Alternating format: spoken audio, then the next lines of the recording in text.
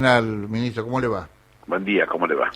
Bien, la convocatoria tiene que ver con uno de los temas centrales de esta semana. Tiene varios, estos últimos días ha dejado varios títulos, pero me gustaría una primera impresión suya sobre lo que representó el acto del día de ayer en Tecnópolis, ver nuevamente juntas las figuras del presidente y la vice allí recordando los 100 años de YPF. A ver, en primer lugar, uno no puede escindirse de la discusión real de lo que importa para los argentinos la presencia de YPF. Un gobierno popular, como el gobierno de Hipólito Yrigoyen, se animó en aquel momento, estamos hablando sin sacarlo de contexto, a poner en valor lo que realmente no podía llegar a pertenecer a los argentinos a tiempo vista, y lo que hizo fue empezar a trabajar con la creación de la empresa. Media sanción en la Cámara de Diputados porque número propio tenía, sin número en la Cámara de Senadores porque la mayoría de las provincias eran conservadoras, hace que pasó como 3 años para poder conseguir la sanción que no pudo, y lo sacó por decreto.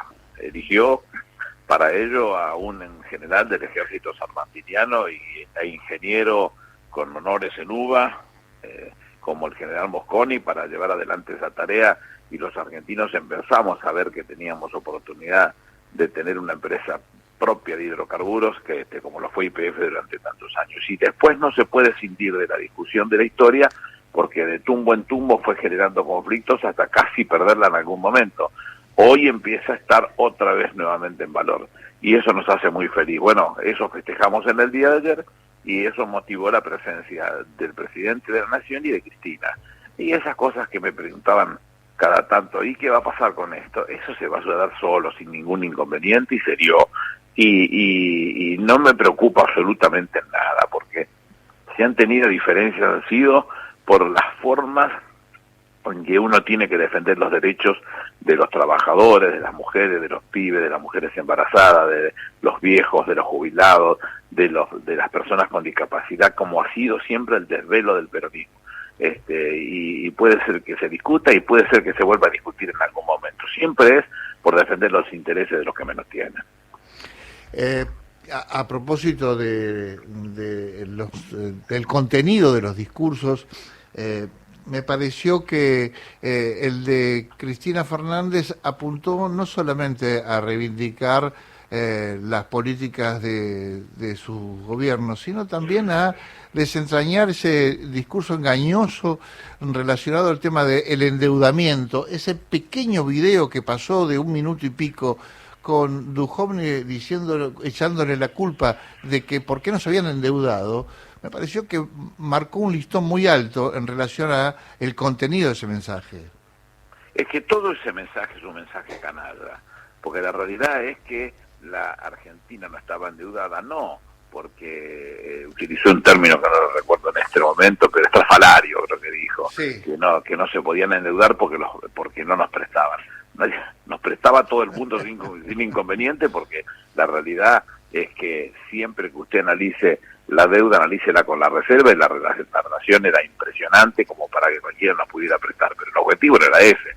Y si en algún momento fuera la vocación de solicitar préstamos, es por hacer mega obras que nos importan a los argentinos y que no pudiéramos concluir con posibilidades ciertas de financiamiento. La situación era muy cómoda, muy simple, y no solamente no se endeudó el Estado Nacional, sino en las provincias no se endeudaron, al contrario, se desendeudaron con tiempo de gracia y una tasa del 7% anual.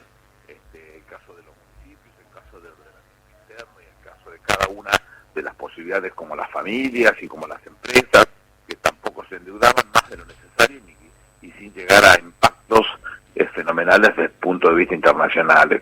La verdad que quedamos en manos de unos filibusteros que fueron a hacerse un botín y no a prepararse o a trabajar para defender los intereses de un pueblo. Aníbal, hay discusiones que en la República Argentina entre el modelo de país y el proyecto de colonia llevan 212 años. Es parte de una batalla inconclusa, pero durante mucho tiempo la derecha en sus distintas estaciones es como que guardó prolijamente ante los medios de comunicación, ante la opinión pública, ciertos deseos inconfesables. Cuando uno lo escucha a Rosenkrantz, con un alto grado de insensibilidad, casi mostrándose incompatible con el sistema democrático, atacando directamente las fibras más íntimas del peronismo en la República Argentina, casi como que ese deseo inconfesable lo pone arriba de la superficie, cree que enamora a través de ese mensaje y arranca un formato nuevo de una discusión vieja. ¿Qué le generó a esta altura del partido no toparse con lo que piensan, porque ya lo sabe hace mucho tiempo, pero sí el hecho de plantearlo como lo planteó? Asco. Bien. Es muy difícil salir de otra manera. Usted Claro. dio en el clavo. Es incompatible la presencia de un señor que piensa de semejante manera con los intereses de los argentinos. Siempre va a ser así. Lo hicieron con el 2x1 y después tuvieron que levantar el caballo porque un pueblo se levantaba sin aceptar semejante ataque a lo que nos había pasado a todos los argentinos y poner las cosas en su lugar, y hemos visto defender intereses de sus propios clientes de la peor manera. No estamos inventando nada, es cuestión de mirar un poquito y escarbar con la punta del dedo índice nomás para darse cuenta que está hacia abajo, ¿no? Ujú. Aníbal, ¿qué espera de la cumbre de las Américas? Uno imagina que el presidente, que confirmó su asistencia, estará viajando el próximo martes y regresará el sábado, tendrá la posibilidad de exponer cosas de tono acorde a lo que vino diciendo, o lo que le planteó el delegado de Biden aquí en Casa Rosada. ¿Se espera, imagino, un discurso fuerte del presidente? El presidente no va solamente como representante de todos los argentinos o de la República Argentina con todos los argentinos y el resto de los que habitan aquí en defensa de los intereses propios. También es presidente de la CELAC y tiene cosas por decir. Los argentinos venimos discutiendo hace muchos años que es inhumano lo que están haciendo con Cuba, con el bloqueo, y hoy no le va en saga lo sucedido en Venezuela o lo sucedido en Nicaragua. No significa que uno apruebe a libro cerrado algunas de las acciones que sucedieron, sino el ataque a un pueblo que es incomprensible y que es necesario revisarse para que este mundo tenga situaciones mucho más lógicas y mucho más criteriosas a la hora de componer una propuesta política inteligente. Bien, lo último que le quiero preguntar tiene que ver con la propuesta de los gobernadores. Me gustaría saber su opinión y las posibilidades que ves de que realmente se avance en un proyecto que permita aumentar el número de integrantes de la Corte Suprema para hacerla más federal y, por cierto, también mantenga paridad de género. Yo siempre he sido gráfico con esas cosas. Siempre me separaba del gobierno para no meter en lío a nadie y poder decir las cosas como las siento. Siempre creí que había que ampliarlo.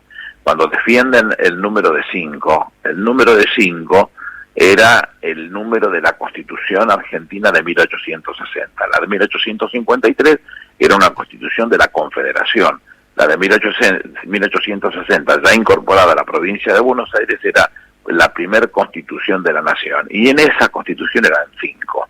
No hay tarea en una Argentina con 47.300.000 habitantes para que la manejen un poquitito más abierta, un poquitito más de hombres y mujeres formados en el derecho para hacer lo que todos los argentinos estamos necesitando. Yo creo que sí, que hay que trabajarlo con ese tema. Y el número lo tenemos, porque para aumentarla es una ley simple, con lo cual tenemos un número relativo en diputados que con el apoyo de algunos gobernadores podríamos contar con ellos y sin problemas en el Senado para poder resolverlo.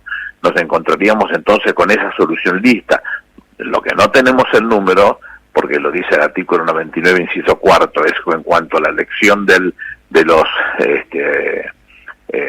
titulares de esos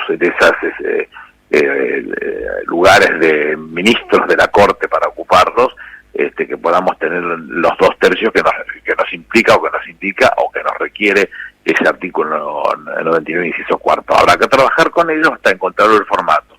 Estoy convencido que se puede hacer y bueno, preparémonos para ello. Para el futuro inmediato, hay algunas cosas que no se pueden resolver ni por ley ni por decreto, como el hecho de instalar una épica, una mística, volver a juntar a compañeros y compañeras en la calle en función de la defensa de derechos históricos, del pasado del campo nacional y popular, del propio peronismo.